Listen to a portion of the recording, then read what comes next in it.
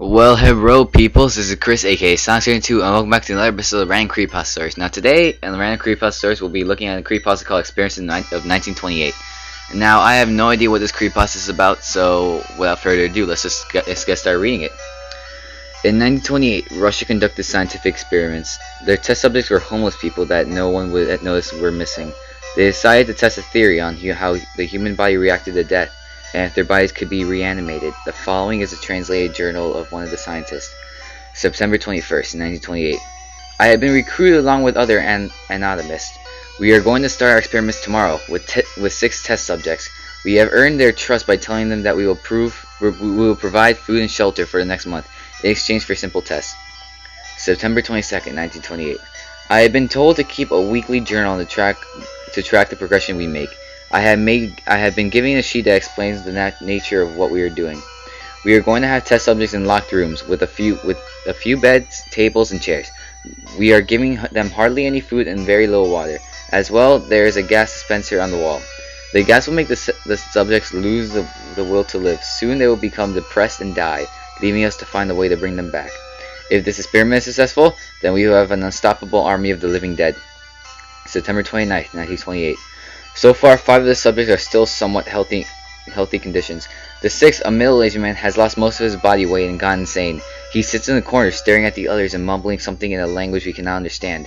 He is starting to affect the others. They are becoming depressed. We have been told to put an animal carcass in the room and record what they do. October 6, 1928. One of the female subjects died yesterday. She became sick from touching the dead animal, and she passed whatever she had to the others. They are dying one by one.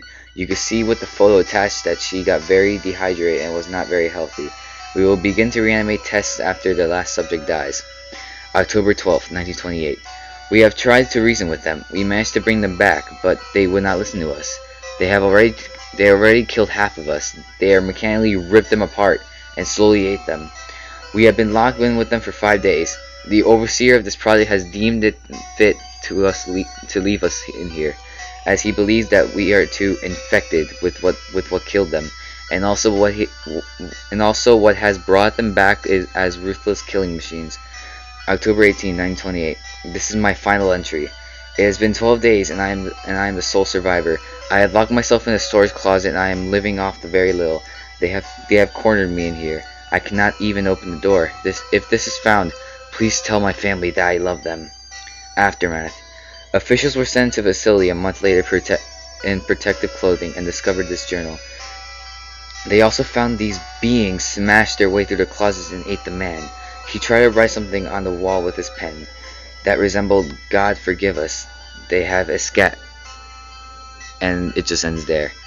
So guys, I know that this has been an extremely short creepypasta. This was what I was going for because I really don't have time to make like a full-length creepypasta episode today.